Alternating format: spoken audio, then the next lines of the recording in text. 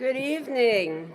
Good evening, good evening, good evening, and welcome. I'm Jennifer Rabb and have the enormous privilege of serving as the president of this incredible institution, Hunter College, home of the Roosevelt House Public Policy Institute and the alma mater of the legendary Jack Newfield, class of 1960. I think that deserves a round of applause, okay?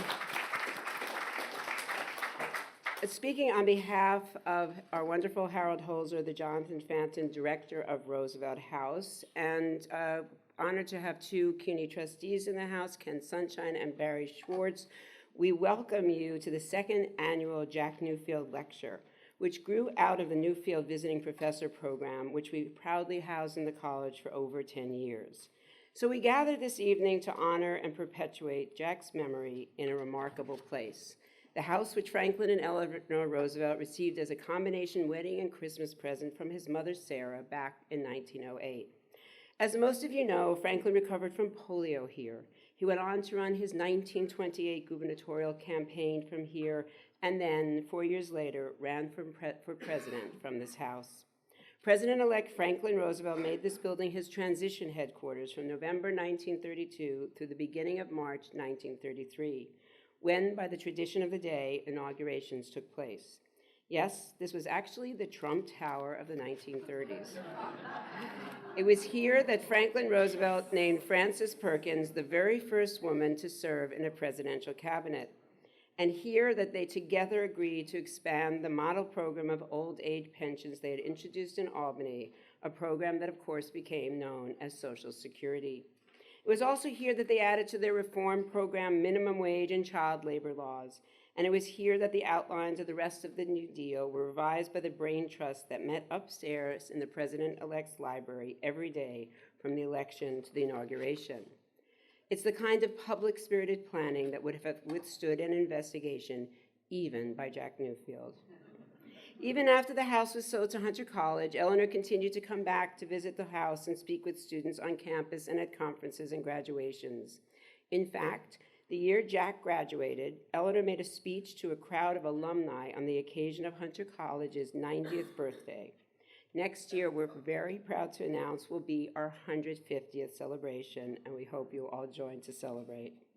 Tonight's event is animated by the history of this house, a history that goes back more than 75 years, deep into the legacy of progressive politics and courageous journalism. Needless to say, FDR did not get to formulate his policies or his cabinet in a vacuum. Day after day, a pool of journalists and photographers gathered to observe the comings and goings of visitors and to press the president-elect for news.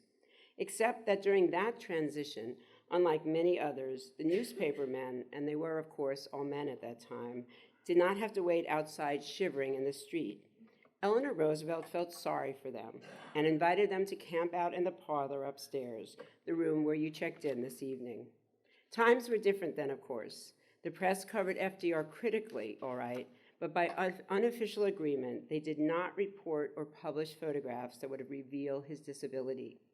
The large photo that you might have seen as you entered the building tonight, in which FDR's heavy steel lip brace is visible beneath his shoe, the Daily News chose not to run. And the fact that he'd been confined to his wheelchair remained something of a state secret for the duration. So in that regard, of course, times have changed. But tonight, we welcome two veteran prize-winning journalists who come out of a journalistic tradition that embraced truth over sensational headlines, facts over buzz, no matter their consequences, the same journalistic tradition as Jack Newfield. We welcome them in Jack's name. Jack Newfield was a proud Hunter Bronx boy. Hunter had a campus up in the Bronx where men were invited in the early 1950s. At the time Jack attended, we actually hired people called necker checkers to make sure that the small amounts of men did not have a little bit of mischief on the campus. He often talked about the opportunities Hunter provided him as the son of a widowed working-class mom growing up in Brooklyn, attending public schools. He was especially grateful for his experiences as a writer and editor of the school newspaper, the Hunter Arrow. One particular article he wrote for the Arrow about nonviolent civil disobedience earned him the nickname, the Trotsky of Tremont. Let's just say Hunter was Jack's launching pad to establish his feisty reputation. Since Hunter was where Jack began to live his journalistic dreams, it was fitting that years later he came to me with a proposition that would take him full circle. After decades in the newspaper trade, he proposed that he teach a course at Hunter. We were so honored. We began to plan a hands-on seminar that would teach aspiring journalists the tricks of the trade he knew so well. Tragically, we lost Jack too soon, but we knew of no better way to address the loss than to continue what we started, and that is what led to the establishment of the Jack Newfield Fellowship Program. It has thrived ever since through the generosity of the wonderful Janie Eisenberg and the Newfield family, and the dedication of the Newfield Fellows who have taught here in the Jack Newfield tradition, including superstars like the great Wayne Barrett. And I'm just so happy to welcome Fran here tonight and to also welcome her son, Mac, who's joined us. So that's really so wonderful. Alyssa Katz, Errol Lewis, Andrea Bernstein, and of course with us tonight is the wonderful Tom Robbins. Where is Tom? I saw him before. Thank you. He was one of our early fellows. It was really incredible that our students have been able to have the chance to learn from such deeply experienced carriers of the torch. Last year, we converted the program into an annual lecture to make it available to the community as well as students and faculty. And we enjoyed a sensational debut by one of Jack's mentees, who has since made quite a name for herself, New York Times White House correspondent Maggie Haberman. Jack would have been quite proud of Maggie. Janie and her wonderful daughter, Rebecca, who's here with us, we are so grateful for your support, your creativity, your energy that has allowed us to have this program. We know that you are so behind it, and we know the reason it's so successful is that you are actually both Hunter girls. We have an expression, you can always tell a Hunter girl, but you can't tell her much. Maybe share that with your husband. But I want to ask both of you to stand so we can say thank you and for letting us remember Jack.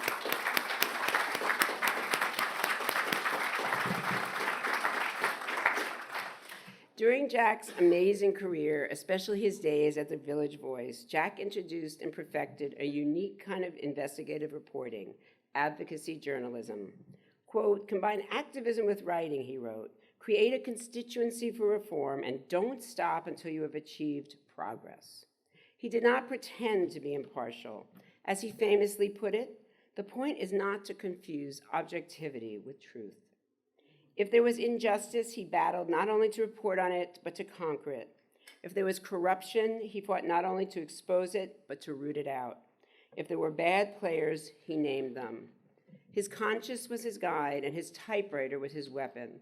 Legends has it that he even threw his typewriter out of a hotel window once to break up an attack by a police officer on a protester. Janie, maybe? Whether he was fighting for government reform or identifying the city's worst landlords and judges by name on an annual top 100 list, Jack became the quintessential voice of the people, holding its public officials to strict account and fighting for justice. The motto of Hunter College is Mihi Cura Futuri, the care of the future is mine. And Jack took his college motto and made it his personal mission.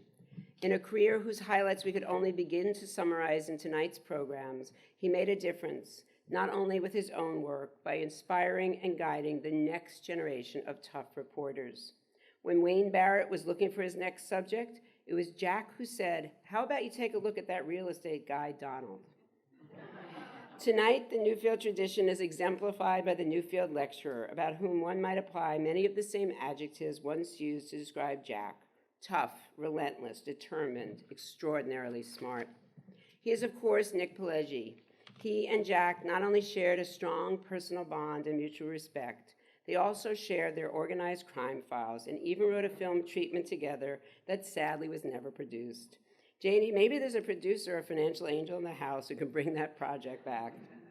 Like Jack, Nick is a meticulous reporter and researcher with a nose for the unpleasant, unseen truth, which is why his screenplays for Goodfellas, Casino, and others ring so true.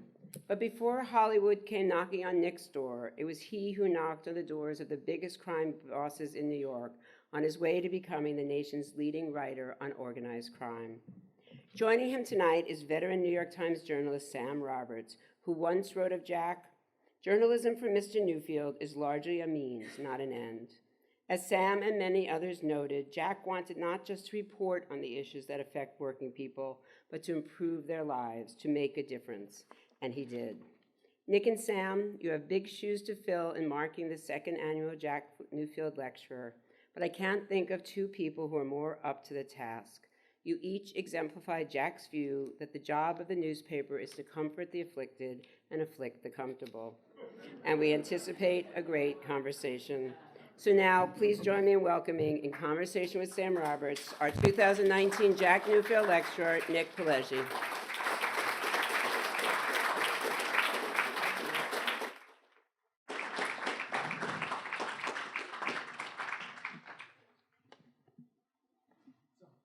On. Okay. Thank you, Jennifer. Thank you, Harold. Thank you, Janie and Rebecca for hosting us tonight. And I wonder, I look to Jack for inspiration. I remember when I was at the Daily News as a young reporter, and there were many times I got frustrated for any number of reasons, I would go to Jack, and I would go to Jack's sort of sidekick, another Hunter graduate, Paul DeBrule, and go to them for inspiration, to be reinvigorated. And they would fire up the passion and conscience in me just by talking to them. And it was a great feeling because there were times in this city, obviously, you could get really down in the late 60s and early 70s, and they refused to bend to that. They would not give an inch. They would not ever acknowledge the possibility of defeat. And that was a feeling that you could infuse within yourself. And I think it bolstered me in many occasions and kept me going, and I think of them often, even today. The question I had for Nick to begin with, and I want to talk about Jack a little bit before we get to Nick, is how Jack would fit into journalism today. We had an op-ed piece by Arthur Sulzberger in the Times today talking about Donald Trump trying to delegitimize real news. We see in many cases local reporting no longer sustainable in many cases in this city and around the country. We see, more people have the opportunity to be heard and read because of the internet, but news coverage has become much more diffuse. So does any columnist have the power anymore of a Newfield or a Breslin or a Hamill or a Kempton? And as Nick said, there are still plenty of dragons to be slain, but Nick, would Jack or someone like him have the same power today as he had when he began? It's a tough question. I think something's happening. We're in a change. Something's happening in journalism and everything. No, you don't have the 7 newspapers we had when we were starting. You were the News, and I was at the AP. We don't have them, but there's more going on. There were more people than the 1.2 million people who read the Daily News back then. There were countless millions of people reading. They're reading it on the internet. They're not waiting for the pink edition of the Daily Mirror, which was only there because it had the number. Got to remember that. So I think there's this explosion of places where people could click and go and get the news. And the thing that's astounding to me is the caliber of a lot of that. Some of it is just nothing. But the caliber of a lot of the young journalists who are getting their training in that world is really very high. And then on top of that, the newspapers that do exist, like the Times and the Washington Post, they're doing phenomenal work. We had Maggie Haberman and Mike Schmidt here last year. The work they're doing is just extraordinary. And so I'm very encouraged. I think as soon as the businessmen figure out what the financial model is going to be, then things will settle out. But I'm encouraged. Yeah, I hope they do, because obviously Trump has been great for our circulation, digitally at least. But the problem is that all those people who are subscribing digitally don't pay the freight. They don't pay anywhere as much, either for circulation or advertising, as much as people pay for the print paper. And what so many people don't understand is that at some point we may not have trucks or newsprint or printing presses, but the putting out the Times on the web is even more labor intensive than it is with the newspaper, because you have videographers, graphics people, and we are sort of flooding the world with more reporters than we ever had for the print paper. Our news staff is now somewhere near 1,500 people, which is a record high. And it's tough to cover all those people. One of the things that Jennifer talked about with Jack, and I know that the Times and some of its editors had a problem with this. And how do you draw the line where Jack was not an objective journalist? He didn't pretend to be an objective journalist. And he railed against what he called the permanent government, but some saw him as sort of part of the permanent government, that he was so involved as an advisor to some people, whether it's Mario Cuomo or others. At what point do you cross the line? Or Meet Esposito. Well, yes. I mean, Jack is basically a county leader. That's right. Yeah, the 5 county leaders, and you had Jack Newfield. And they listened to him. I mean, he might have done pieces about the 10 worst judges, but believe me, he made a lot of judges. And probably none of the worst ones and some of the best. No, So where do you draw the line in that? I mean, as he said, journalism is a means, not an end. The advocacy doesn't stop at the typewriter, but was he a journalist? Was he a power broker? How would you I define think it? that's the original journalism. Or was Jack he a did. muckraker? Yeah, well, a muckraker is the original journalist. And I think there was that period a little before and during the Second World War, and even before that, where the journalism, they thought of journalism as a subjective thing, where you got the both sides. Now, the good things about Adolf Hitler are here, and the bad, that stuff never worked. And I think Jack's generation, and Jimmy would be a part of it, they just said, that's baloney.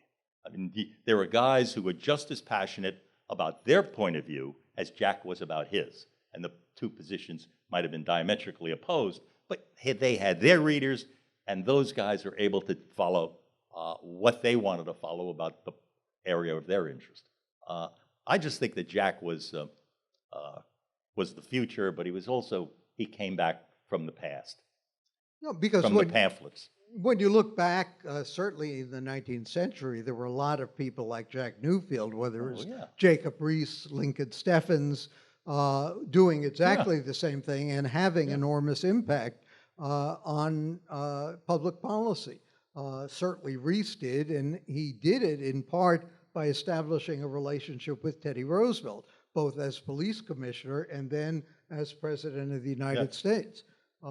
And it's interesting that you talk about that, because we spent so much time in a period looking for or striving for false equivalency in news stories and thinking that was objectivity, when in fact it wasn't. It was achieving a false balance, and finding that line between that and avoiding subjectivity was always a problem. And of course, people think now, to some extent, covering Donald Trump, we've crossed that. But when do you call him a liar, and when do you say that he is not telling the truth or being misleading or otherwise? When do you call him a liar when calling him a liar is reading into motivation? So, I mean, these raise all sorts of fascinating questions that we've never really had to deal before. And Jack didn't have to at all, because he felt that Trump was lying and he could just say so. And, that's a nice position to have. Let's talk about you, wise guy, Goodfellas. What do you do now? Is there any more do you mafia? mean, what do I Are do you now? out of business? No. No, I have my people. Well, No, I'm working on movies all the time, do TV stuff and that kind of stuff. But Well, mostly I'd rather go back to New York Magazine, to tell you the truth. why? What was so That was great the about best. that? Those were That was the sort of a AP golden age. For me, it was. I mean, I started working at the Associated Press. And, Well, tell me first, let me interrupt a minute. yeah. Did your career in journalism really begin with a referral to a supermarket job? Yes. I was going to Long Island University, where I went, and I was on the school newspaper. And I asked the guy who later became an FBI agent, who was working on the newspaper with me, he said, I want to get an apartment in the city, and my father said, if you're going to do that, you've got to get an apartment, and you've got to get a job. So I said, okay. So I asked him, do you know about any jobs? He says, yeah, the A&P is hiring. So I said, okay, what's the address? 50 Rockefeller Plaza. Such an idiot. I think there is actually going to be an A&P at 50 Rockefeller Plaza. I mean, so I go, and the 50 Rockefeller says Associated Press. So I go up, I had named Joe Kelleher, 4th floor. Boom, I go up the elevator. And Joe Kelleher, yeah, I was in there. I go in there, and it was like a bunch of copy boys and wire machines and stuff. And I told him who I was, and, oh, yeah, Sierra, you start Monday. And that's how you got a job at the Associated Press in 1953. I loved it. I got there, and I just loved it. And that's the other thing that happens, is I was an English major. I was going to take a master's, teach, good school if I ever got a shot. And but I became fascinated by the journalists. You had rewrite men in those days, and you had police reporters in the street, and they would call in, 2 guys made off with, $600 from the Golden Rule liquor store, 481 Hudson Street. And so I would listen to them and then try to write up the story and then compare my story to theirs, trying to learn the craft. And they saw me do that. And they said, what's the matter with you? Come here. And then they started instructing me on how you do a story and who you talk to. And it was, I did that until I graduated in 1956. And it was the greatest school you could ever go to, because you're there in the Associated Press with guys who are actually doing it, and police reporters who walked in, you'd never recognize them because they all look like first-grade detectives. Police reporters, war detectives. And these are reporters and writers who most of them hadn't gone to college, because this is before the GI Bill. These were working guys. And so it was sort of a great experience. And then when I graduated, my city editor said, what are you going to do? And I said, well, I'll probably take a master's. He says, you want to be a reporter? I said, yeah. He said, you start Monday, another one of those. And he gave me the first assignment, if you don't mind. The first assignment he gave me was at Roosevelt Auditorium, and it was a meeting of the Joint Council of Teamsters. And it turns out it was Jimmy Hoffa taking over the Joint Council in New York City from Marty. He came in with Johnny O'Rourke, and they were going to take over from Marty Lacy.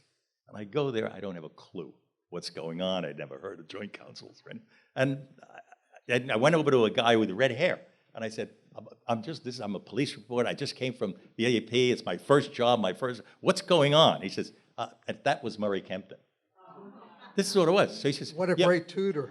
So he says, no, go over there. He says, he was doing something. Go over there. He'll give you everything you need. So I went over, and there was this tall guy with long legs over the chairs in front of him. And he started, don't worry about it. And he goes in his pocket, and he pulls out a copy. And he gives it to me. He says, when I tell you, call it into your office. So that's what I did. I was so dumb. So I waited, and he said, yeah, okay. So I gave that into the office. And that man was Abe Raskin, the New York Times labor leader. I mean, to help a kid. Boy. It really was a very, very different time. Yeah. I remember when I got a job at the Daily News, the person who hired me said, when you go down to police headquarters, go down to the police shack, and they ask you where you went to school, tell them your high school, not your college. And in fact, the police reporters there were so smart. They had street smarts. Yeah. They knew everything. Right. And they were much smarter than the people I went to college with. Much smarter than the people who taught college, in fact, forgive me for saying. And, you know, it was just fascinating. It was the same thing, you know, Nick covering the Teamsters. My first story at the Times, I was sent out to cover a speech on the Middle East by Caspar Weinberger, who was the defense secretary. I knew nothing about the Middle East. And I figured if I get this wrong, I might start a war. But, you know, you read the Times the next day, and there's a front page story on Caspar Weinberger speaking, and you assume it's by someone who knows what he was talking about. And yet you're kind of thrust into this, and Yeah. you sink or swim. Yeah. And that's the way it was in those days, and probably, frankly, not all that different today. But that's how you did it. And you had help like a Oh. Murray Kempton or an Abe Raskin. And it was a trusting, collegial kind of thing. And I think to a great extent, It was it very still well. is. And yeah, I think Jack maintained that. I mean, in other words, when the next, no, he went into the Associated Press the next day, the city editor said, "Come here." So I walked over, and he had my story. And he had the New York Times story by Abe Raskin. And he looked at mine, he's looking at his, he's going back and forth, and I'm just standing there. He said, "It's okay, you had everything the Times had." And that was it. That was it. I was now a reporter. Now, what did the Times editor say to Abe Raskin? But the generosity was just, of those journalists back then, where it was quite, and I always felt that Jack carried on that tradition. Jack and Wayne Barrett both. Yes, That's oh right. yes. They just carried that on that tradition, and that's why I just love the two of them so much. You wrote and still do write, whether texts or screenplays about the mafia a great deal. You grew up in Bensonhurst, which was sort of the Little Italy of Brooklyn. I'll say. What was it, the mafia, like in that neighborhood? They were very, I mean, talk about, you know, the early 50s, this is long before the Valachi hearings, and, you know, nobody knew it existed. J. Edgar Hoover was going around saying there's no such thing. And he was saying that, I find out later, because earlier, John Rooney he was the congressman, and in his the congressional district was the Brooklyn waterfront, which was controlled by Albert Anastasia. And he was on the congressional committee that controlled J. Edgar Hoover's budget. And that was the bond that the FBI never went after the mob. It didn't exist. Yeah, there were gangsters in various towns, but there was none of this. It wasn't until 1957 at Appalachia when they realized, holy smoke. And that was the state police, right? Yeah, that was the state. It was no FBI. And then they doubled their efforts, and the Bureau did a fabulous job, especially after he was gone. And what was it like? I mean, did you know so-and-so was a mob figure? You know what happens? I'm first generation. My father was born in Calabria. My family is from Calabria, and we grew up in a Calabrian neighborhood. I mean, we knew, and you know everybody. I mean, when my father first came, he's a musician. He came here, and he used to play in the movie theaters before sound. That's what he did. And he would play at the Capitol, the Roxy, all those places. Amazing, isn't it? And he could. What kind of instrument He did played a slide and valve trombone and a French horn. And he could sight read music. I remember I used to look, I'd go to concerts and get sheet music. Not that I could do it, but I would try to follow the notes. And he could come. He could read 3 voices at once. Just astounding. But he grew up with those guys, and they were all around because a lot of those Brooklyn mob guys, 90% of the people were legit, but a lot of those guys were in that world. And among them, who were friends of my father's, who I knew at the time, or he knew at the time, were Albert Anastasia, Joe Adonis. I mean, major figures who then, with the creation of Prohibition, they were basically thugs. That's what they'd hit you in the head and they'd steal your money. Would they hit neighborhood people in that? No, they'd go out and do whatever. But they were thugs. They were not anybody. On the Lower East Side, you had Monk Eastman going around hitting people in the head. But Prohibition civilized the mob because it institutionalized corruption. once those clubs, say I had Jimmy Blue Eyes, Meyer Lansky's partner, told me this. He says, look, I had this bar. Now you get no more booze. New York City, nobody cared about it. So he said, I'm going to put a curtain, and there's a cop outside. I go over to Eddie. I'm going to stay working. Yeah. I'm going to give you $20 a week. Will you keep an eye on the joint just to make sure there's no problem? Yeah, don't worry about it. So now you got the cop on the payroll for $20 a week. And he just watched it. You've known him. You've known him for 10 years. So then Jimmy said to me, he says, Prohibition lasted from 20 to 33. That's a long time. I said, you think he's still a cop? I don't know. He's a sergeant. He's a captain. He's an inspector. You had him as a cop. You got him as an inspector. And it institutionalized corruption in the city. And it was Prohibition that did it.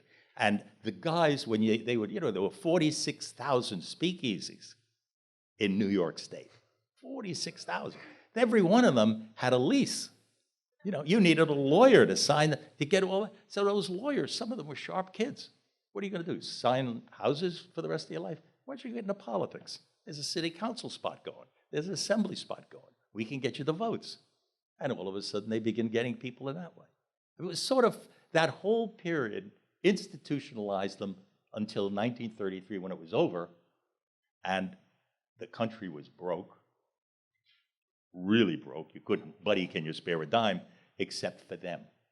They're sitting on suitcases of cash. And that's how they bought a trucking company, an apartment building, a business. That was the institutionalization of the mob, and it's building toward tremendous power. And then it collapsed. When did you start keeping track of them?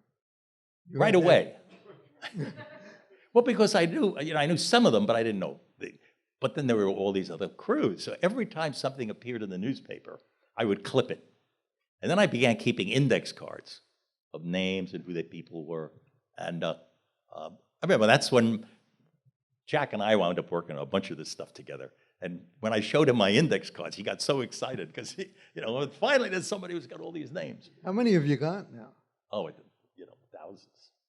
Well, after The Godfather, was art imitating life, or was life imitating art? No, I think that was art on all levels. That's just an amazing story. But it's by Mario. Mario Puzo knew that world. He didn't know it. He didn't know it the way I knew it. Where they were all around me, and I went to New Utrecht High School with Joe Colombo. So you know these people. You know what they're like. You know how they eat. They're not bizarre gangster figures to you. And you try to. I always looked at it not like I was going to put them all in jail. I was never an investigative reporter. I looked at it more like an anthropologist. I was trying to figure out why they were the way they were. How can they slam a guy's hand in a car door and I can't? None of us can. Who wants it? But these guys do. And what little crooked thing in their brain allows them to do that? So that was my interest in the subject. Were they imitating The Godfather? I mean, is that how? Oh, that's a whole. Until The Godfather, if you go and Google Italian Americans in movies, Italian Americans in the movies are all going to be played by Jewish guys, whether it's Paul Muni or Jay. The Italians in movies are going to be played by comic figures. It's Life with Luigi Italians. And that was basically what it was. And then Mario Puzo does this book. And it was a book about power. And it was the first time that anybody had actually presented an organized crime world that people knew existed. But this was the first public announcement of it. And then when it became a movie, and an unbelievable movie, it just, all of a sudden, the mob was different. Everybody took them seriously. That was not Life with Luigi. That was Marlon Brando. You want to go think he's Life with Luigi? Good luck.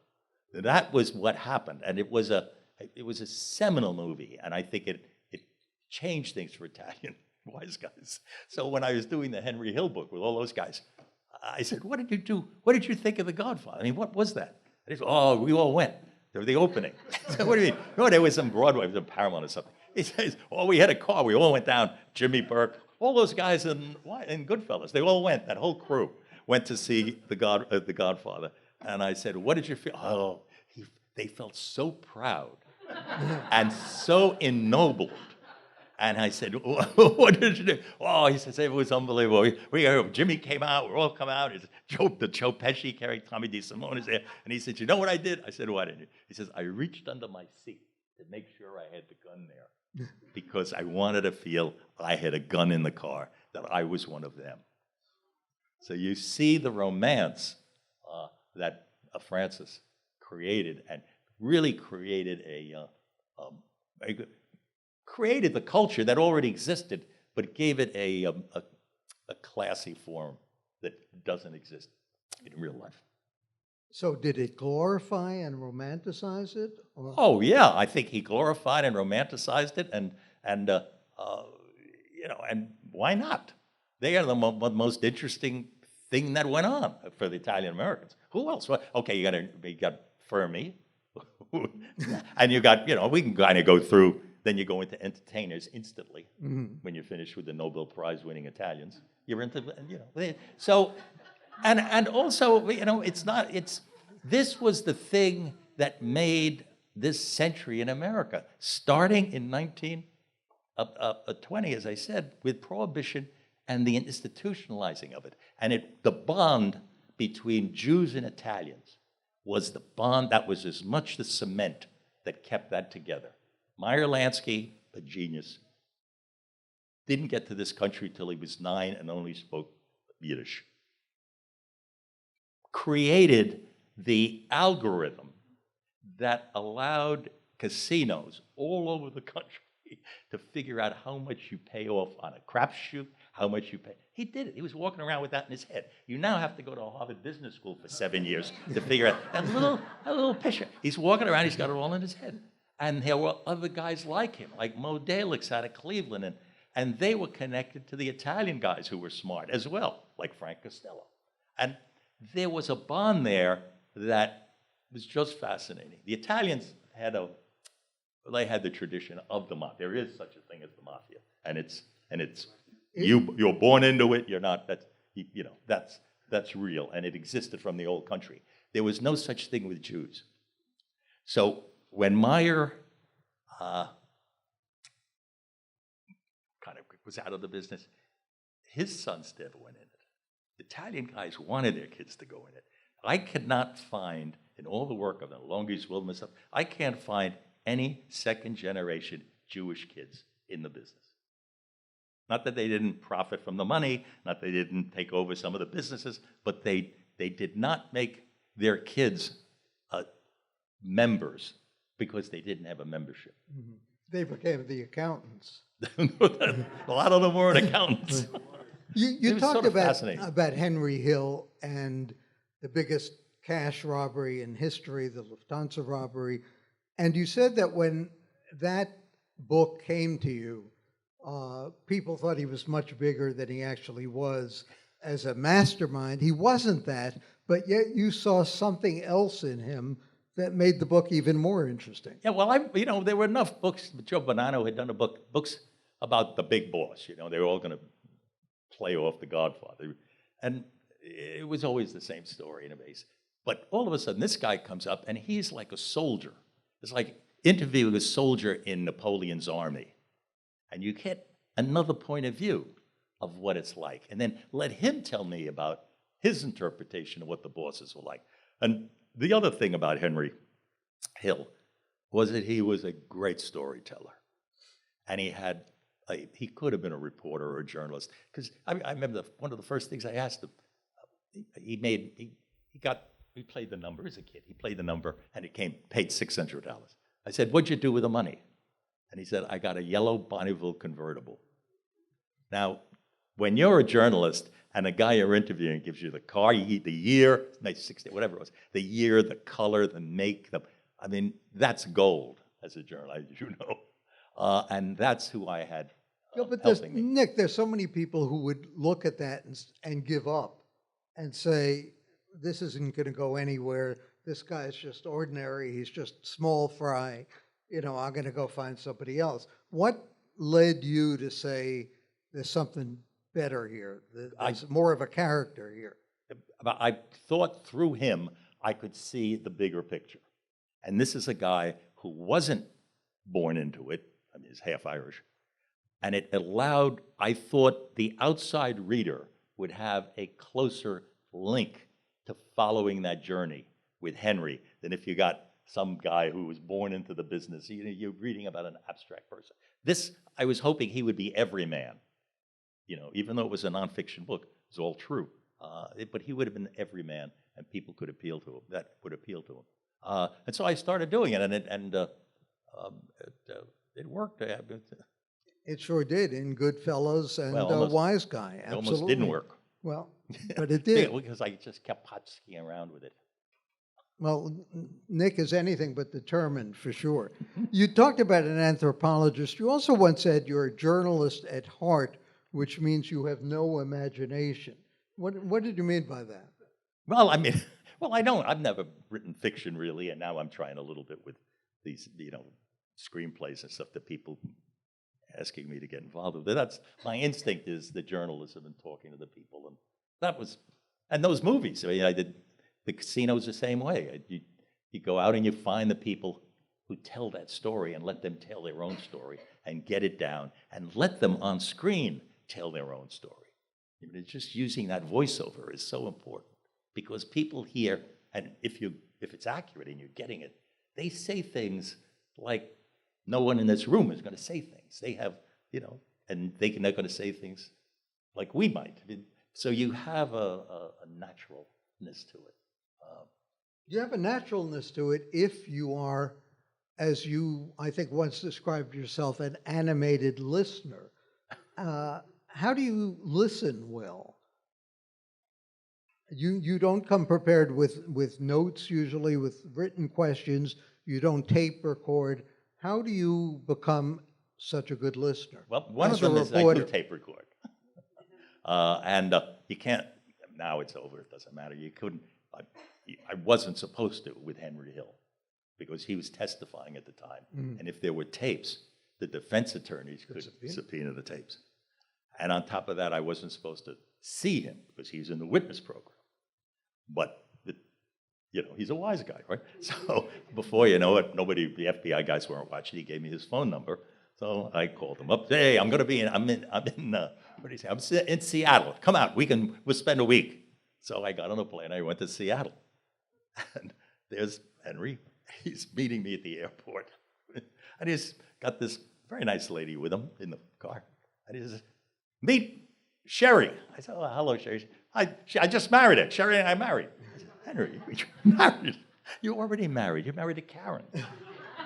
No. He says, no, I married her under my new name. Which I thought, that was a unique way to deal with that. I thought, oh, this is what I'm in with, So that, so you kind of just, I don't know, you pick it all up. And you also said you normally don't take an adversarial approach when you interview. No, I'm with You you. let the person tell their own story and you sort of take their side. Yeah, I take this side, or I sympathize with them when everything came down on them and it was unfair. Absolutely right. Do they believe it? They want to believe it because they, and I'm doing the book for them or with them. It's, but you've got to have somebody. I had in Casino, the one man I really wanted to talk to was Lefty Rosenthal, who is played by Bob De Niro.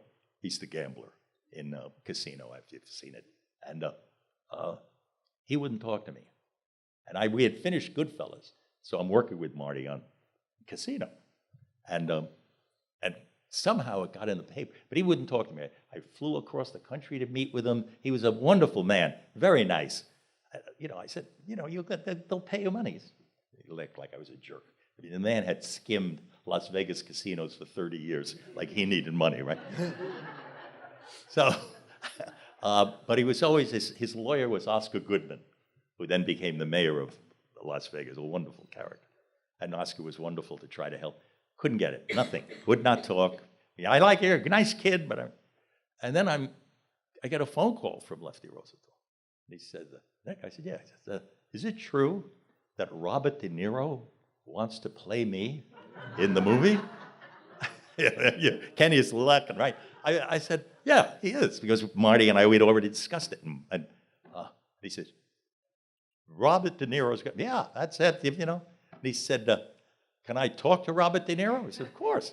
So I hang up and I call. I just call Lefty Roosevelt. So he calls Lefty Roosevelt. Bob De Niro gets on a plane in the morning and goes down and visits Lefty Rosenthal.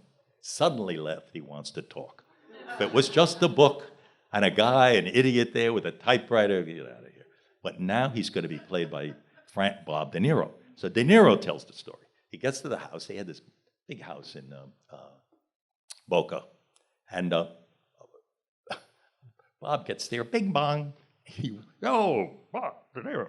Yeah, hello. I said. So they sit down, and De Niro starts talking to him, and all of a sudden there's bing bong on the bell. So, pardon me, Bob. And he goes and he says, oh, Stephanie. Stephanie is his daughter.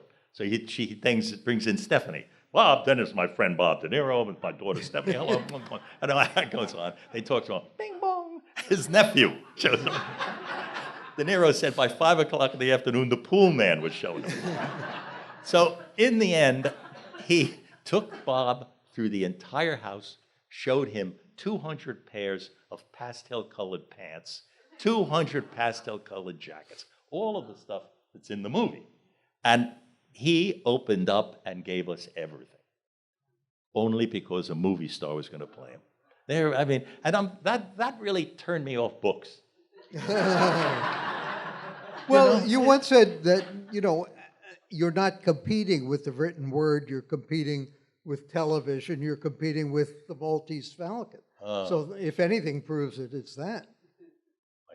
My favorite. You talked about the fact that he had so much money. This is something that we discussed when I was in a similar situation. When you have to pay money for information, what are the ethics of that? Yeah, I've never paid in money for information. Henry Hill had to write a book because he had a lawyer by the name of Bob Simmels who was going to take care of all of this for him, but Henry had no money. I mean, they had taken all the dope, and so his only shot at getting money was a book publishing deal with Simon & Schuster.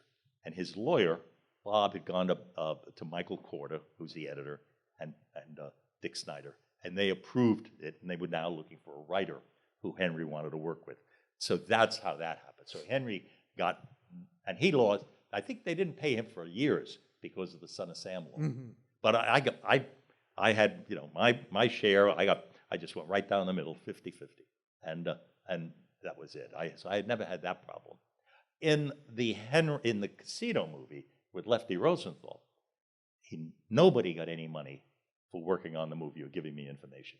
He just got Robert De Niro. Yeah, well, I mean, but what they got was once De Niro was playing this character, to get the rights to depict Lefty Rosenthal, you have to pay Lefty Rosenthal money for the rights to depict his character on screen. And he got $500,000. Wow.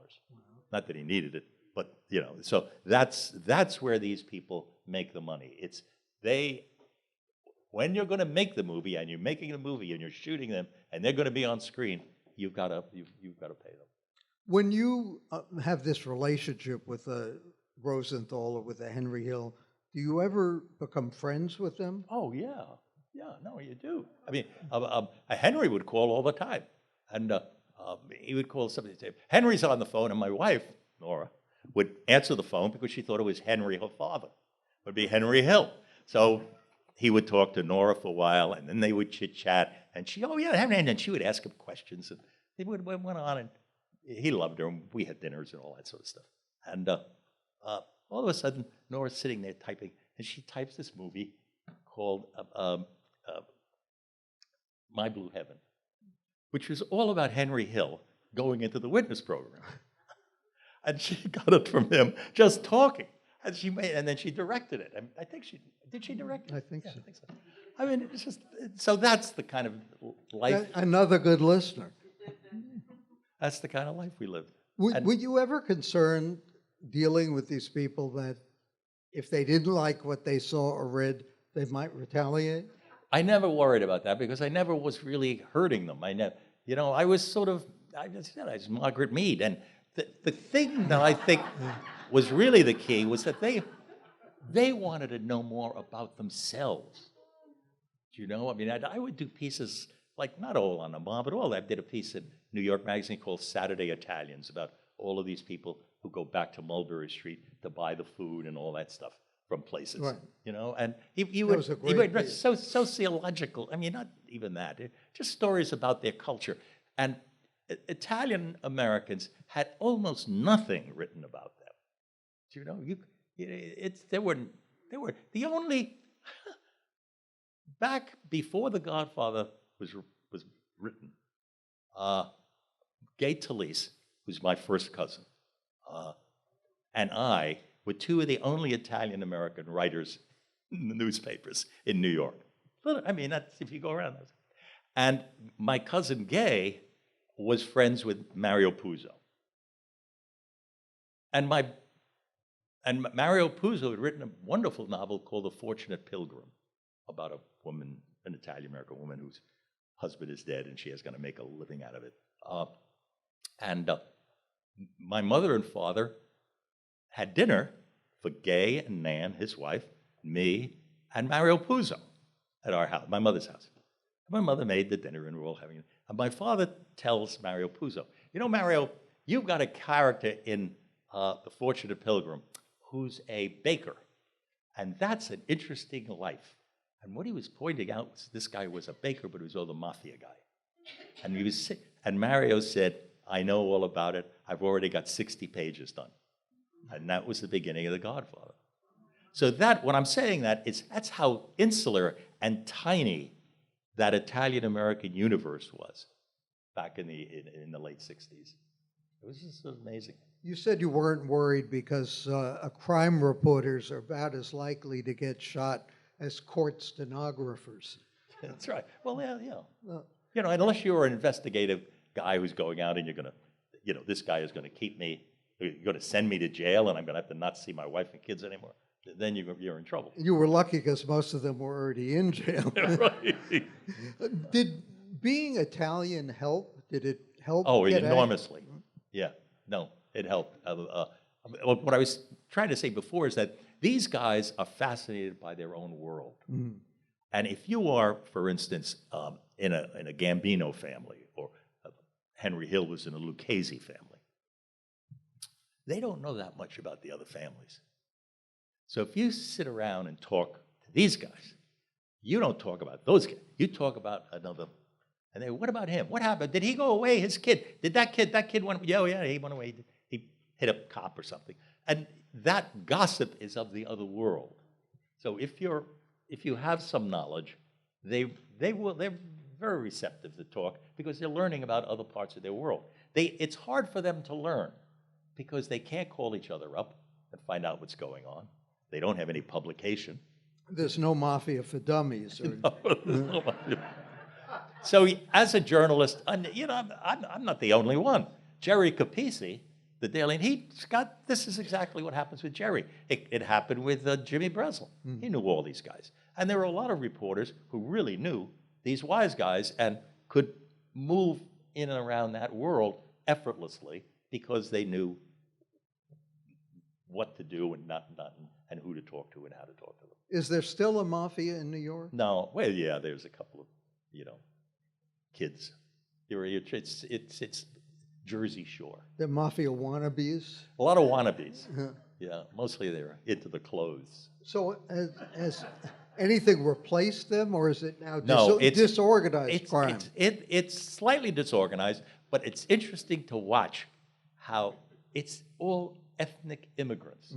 I mean, the Jews and the Italians, they were just here. They just got here. The cops were all Irish. There were no jobs.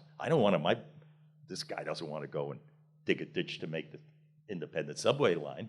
He's going to go out and he's going to sell booze or take numbers or become a bookmaker and go on the other side of the law. And there was no reason not to do it since the cops were your partners.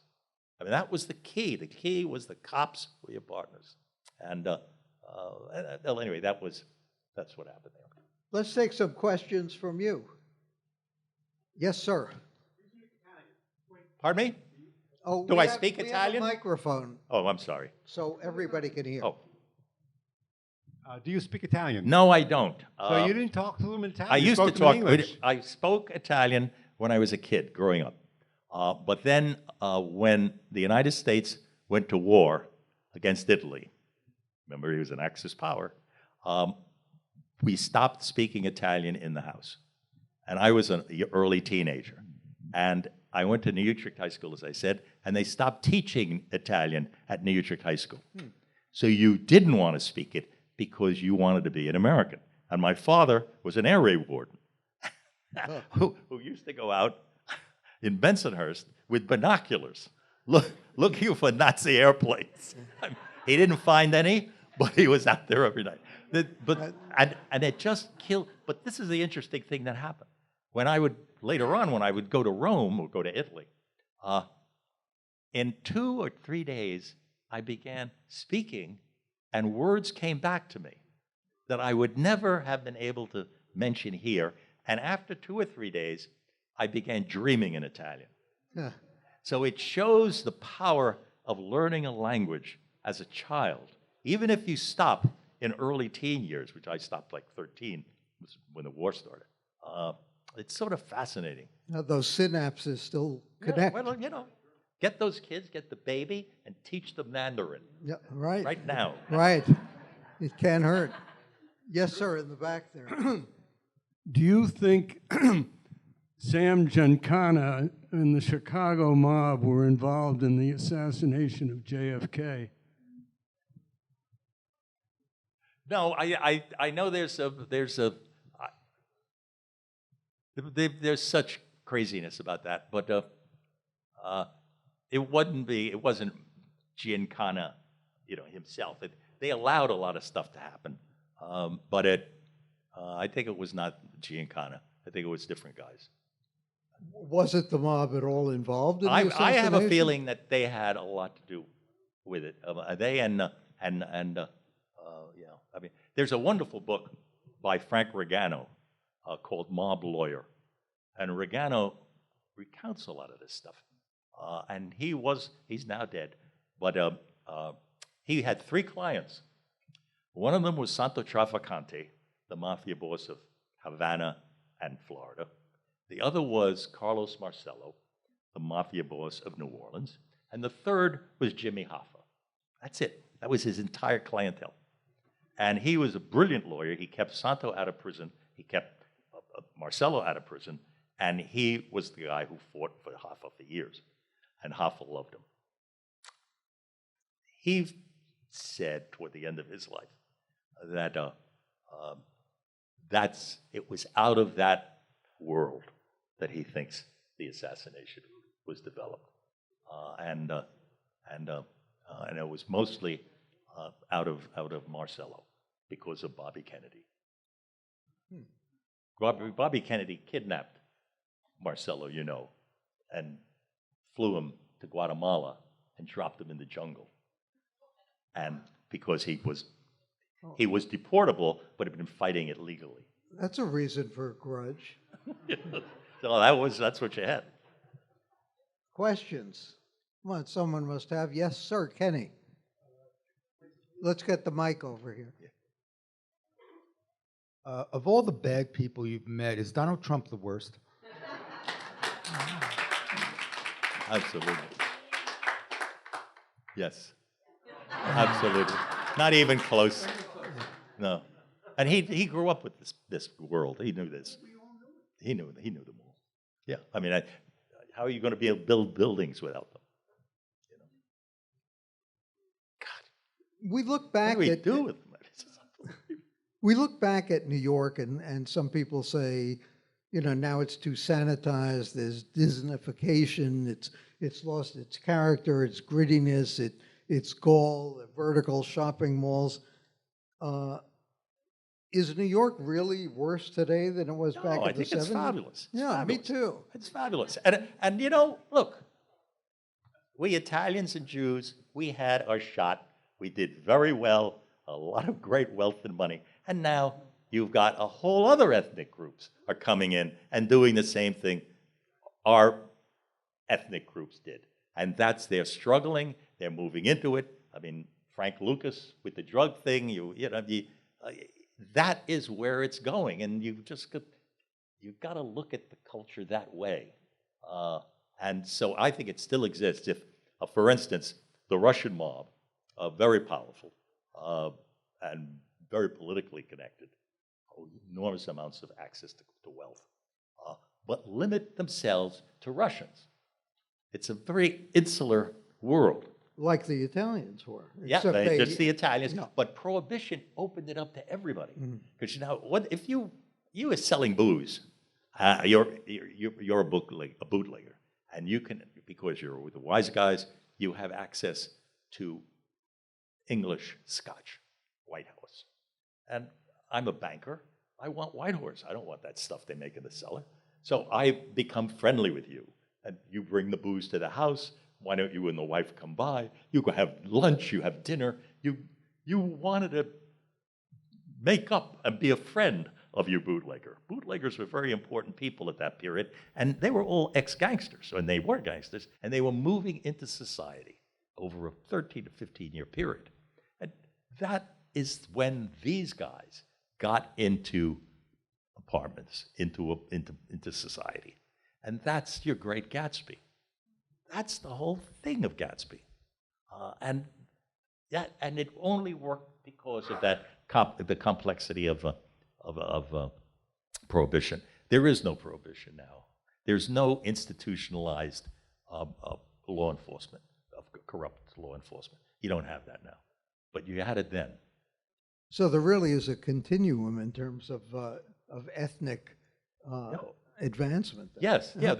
The way you get ahead, if you are an ethnic person or something, and you can get jobs, you can maybe get a job with the city, or if you really want to make a lot of money, you've got to do something that's maybe over the edge. And there are always people from all of these groups that are going to do that. And you've got the Russians doing it, and you've got Albanians doing it, but they concentrate in their own ethnic group. They don't have access to a wide area of people like the Jews and Italians did during Prohibition. Right. You had Yes. all of society. Yes, sir. Well, now, I don't mean to put you on the spot, so don't answer this if you don't want to, but I'm curious. I'm a travel writer. Are you working on anything now? Yeah. No, I'm always, I gotta stay. Can you tell us I gotta about stay in it? action. Can you tell us about it, or? No, I'm just saying they were doing this movie this is sort of moving in a slightly fictional direction about an older wise guy with his kids, and life is coming to an end, and he's got a lot of problems, and he's also dealing with Alzheimer's, so it's sort of interesting. But there are others. Why trying fiction now for the first time? Well, I mean, because I don't want to have to put up with Lefty Rosenthal waiting to find a movie star. And it's just, it's hard to find the right people to spend 3 and 4 years.